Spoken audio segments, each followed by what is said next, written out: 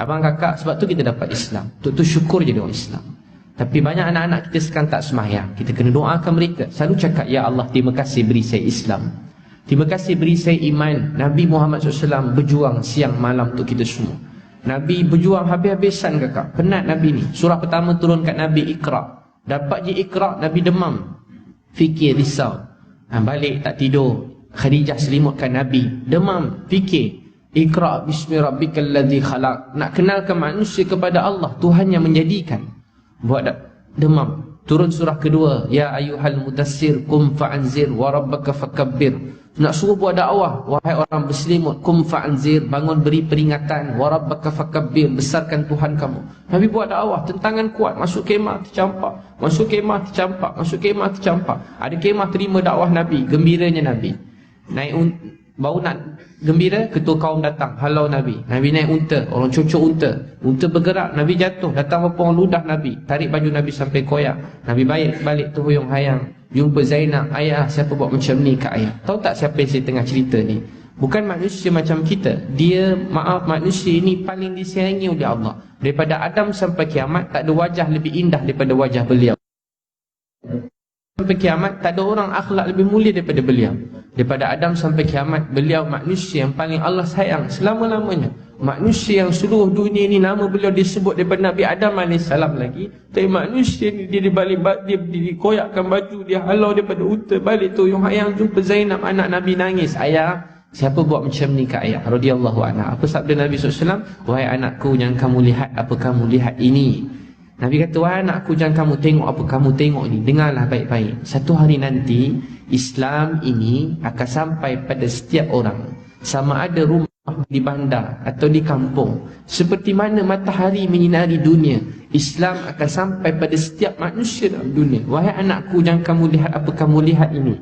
Dengarlah baik-baik. Satu hari nanti Islam ini akan sampai pada setiap orang, sama ada rumah mereka di bandar atau di kampung. Seperti mana matahari menyinari dunia, Islam akan sampai pada setiap manusia dalam dunia. Anak-anak Nabi lapar. Nabi pergi rumah Fatimah radhiyallahu anha dengan bunyi orang jatuh. Nabi tanya tengok main-main dengan cucu. Fatimah kelaparan radhiyallahu anha, Hasan Husain radhiyallahu anhu kelaparan. Duduk rumah, Fatimah bawa roti. Nabi makan, air mata Nabi mengalir. Wahai anakku, setelah 3 hari ni roti yang pertama masuk dalam perut ayah.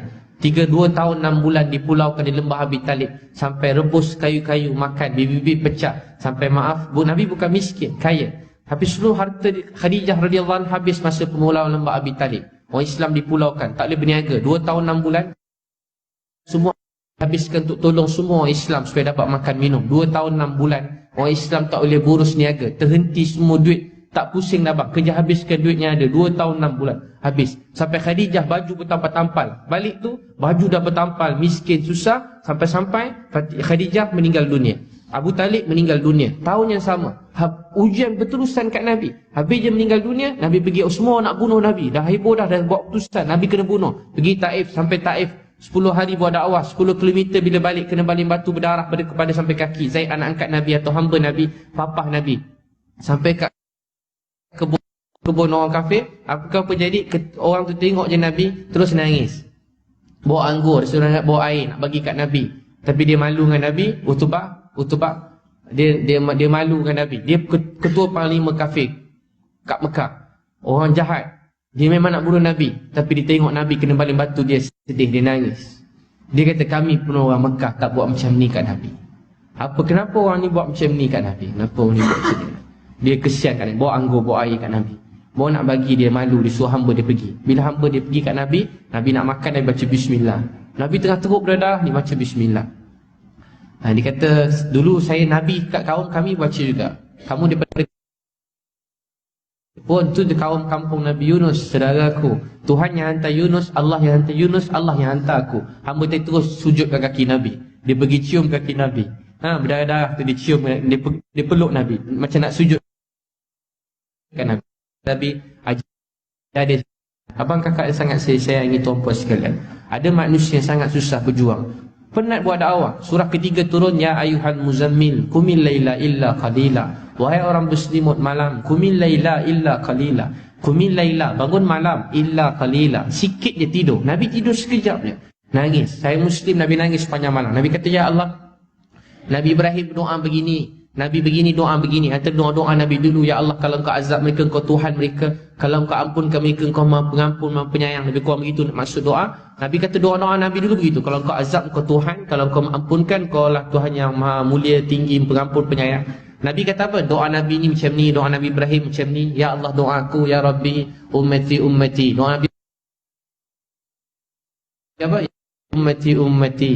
Kata ulama, apa maksud doa Nabi? Hadis Sahih Bukhari, dekat akhirat nanti kita ramai-ramai dekat mahsyar. Nanti kita mungkin lepas ni tak jumpa dah. Kita jumpa kat mahsyar. Hari kat mahsyar ramai-ramai jalan, kita jumpa nabi-nabi. Tuan selalu dengar kisah ni masyhur Sahih Bukhari, sampai jumpa semua nabi-nabi. Nabi ni semua tak boleh tolong kita. Semua kata nafsi-nafsi, risau kat mahsyar ni, matahari sejengkal atas kepala. Last sekali Allah bagi kita satu suara kita dengar kat mahsyar, sedang doakan kita semua. Tahu tak doa tu kata apa? Ya Rabbi ummati ummati, ya Rabbi ummati ummati. Tahu tak apa maksudnya? Ya Allah, umat aku, umat aku. Apa maksudnya? Ya Allah, ampunkan dosa umat aku. Engkau nak ampunkan, ampunkan. Kalau kau tak nak ampunkan, tolong ampunkan.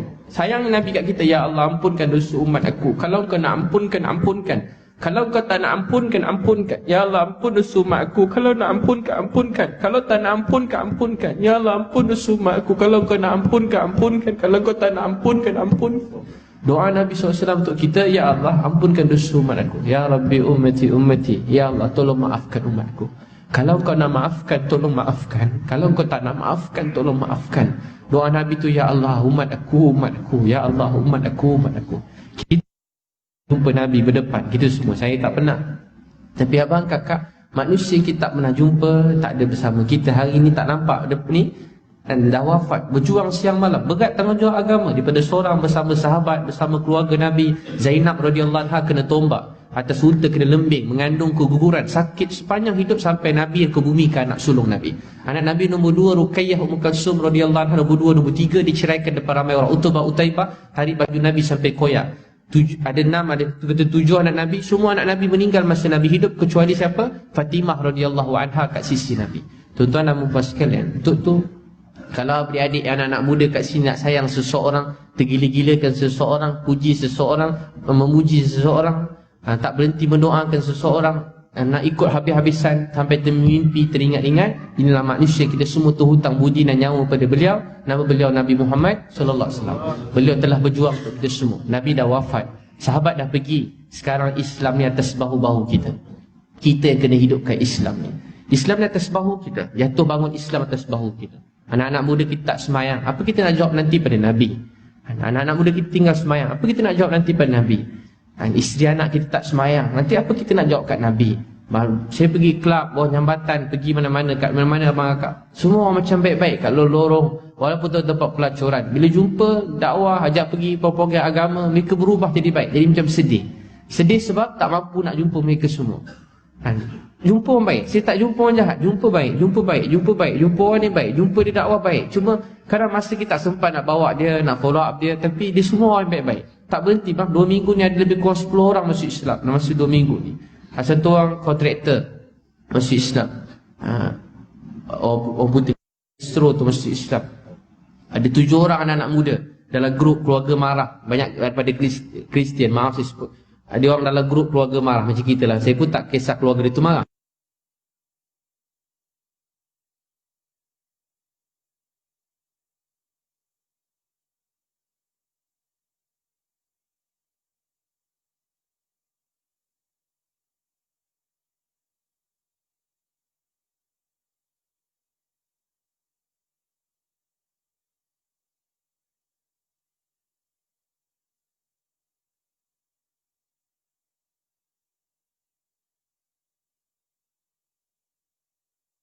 Tapi bahagiakan mereka.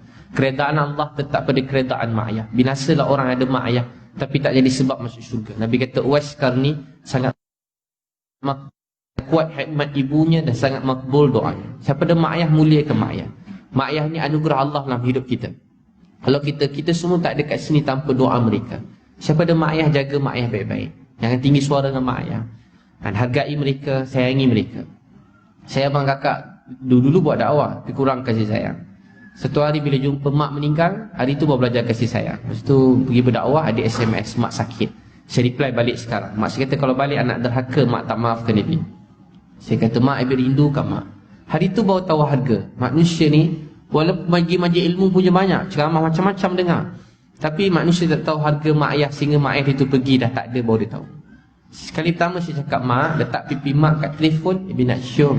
Mak, letak tangan mak kat telefon, Abi nak cium. Saya teringin nak peluk mak saya. Saya nak cium pun. Habis dia, saya teringin, saya rasa menyesal dah lama tak peluk dia. Dia cium saya lap, dia peluk saya tepis. Saya tak pernah cakap sayang kat dia. Rupa dalam Islam, Nabi ajar cakap sayang. Saya tak pernah belajar cakap sayang pada mak ayah ni. Lepas tu, saya teruskan dakwah. Dia letak kertas atas meja, ustaz kena pergi hospital sekarang. Untuk anak-anak ni, saya sampai je ke hospital, mak saya dah terbaring, penuh wayar kat badan dia.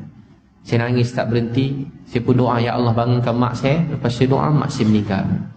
Saya terus jatuh kat bawah, rasa tak boleh nak bangun. Saya bangun, cium-cium dia, saya sayang kat mak. Saya mandikan jenazah dia. Saya mandikan, saya nampak mak saya senyum. Mak senyum, saya pun nangis. Ya Allah, selama ni saya ingat saya pendakwah. Sebenarnya pendakwah tu mak saya. Dulu saya ingat, wah, kita lah pendakwah. Tak, sebenarnya pendakwah tu mak saya. Sebenarnya pendakwah tu kita semua ada kat sini sebab doa mak ayah kita. Kalau tanpa doa mereka, kita semua tak ada kat sini. Saya mandikan, kebumikan, balik pada kubur. Sampai sekarang ada baju mak saya kat kereta kat rumah saya. Bila saya rindu, saya ambil baju tu, saya letak kat muka saya. Saya rindu mak saya. Bila saya buat dakwah, dia selalu teman saya. Dia selalu sembahyang hajat. Kalau segi dakwah orang, dia sembahyang hajat. Dia sembahyang, baca Quran, doa, zikir. Mak saya dah tak ada. Itu siapa ada mak ayah, jaga mak ayah baik-baik. Sebab mereka anugerah Allah dalam hidup kita. Dia susah daripada kecil-kecil. Dia sakit, mengandung 9 bulan. Al-Quran sebut 9 bulan 10 hari. Nak duduk susah, berdiri susah. Kesian mak kita. Bersalinkan kita. Urat-urat dia putus. Sakit bang. Tapi tahu tak dia buat apa? Nampak je baby tu dia tersenyum. Dia lupa sakit dia. Dia cium-cium kita daripada dahi, tangan. Tahu tak mak kita cium kat mana? Mak kita cium kat kaki kita. Kaki kita tu dia cium. Anak-anak hari ni dengan kaki tu dia sepak perut mak ni.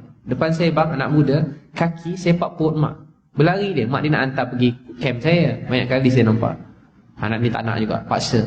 Mula nak tak jadi pula. Dia sepak perut mak dia. Saya tengok bang nangis bang, kesian. Sian mak dia. Macam nak mati jaga anak pada kecil. Anak sepak perut mak. Anak hari ni ada doa mak dia mati. Anak hari ni marah mak ayah dia. Jerit kat mak ayah. Sedih. Orang mak, dah berumur dah bang. Cakap dengan orang elok je. Ya saya. Dengan mak dia kalau bercakap, wah, garang betul dia. Dulu masa kecil mak, nanti saya dah besar saya jaga mak tau. Masa budak-budak 2-3 tahun, biasa budak-budak baik-baik. Baru pandai cakap 4-5 tahun. Mak, nanti saya tak nak pisah dengan mak. Nanti saya jadi doktor ya, obat mak. Anak-anak kita juga tengok makan macam tu semua. Ayah pegang tangan kita bang. Bila lari melompat masa kecil-kecil. Semua begitu. Tapi bila besar dengan ayah dengan mak dia dah berbeza dah. Jadi sebab tu abang kakak, anak-anak ni kita kena ajar mereka sifat kasih sayang. Dan anak-anak siapa ada mak ayah, maafkan mak ayah. Selalu peluk mak ayah, sayang. Jangan sabar dengan mak ayah. Ustaz, macam mana saya nak sabar dengan mak ayah saya? Ustaz, dia kuat bebel dengan saya. Adik jangan sabar, adik syukur. Dia mengandung mati untuk awak. Adik awak nak kena sabar, bukan dia dera awak. Dia cuma tak bagi awak keluar malam je. Jadi tu jaga mak ayah baik-baik. Boleh insya-Allah, mudah-mudahan Allah SWT terima dan sayang kita semua.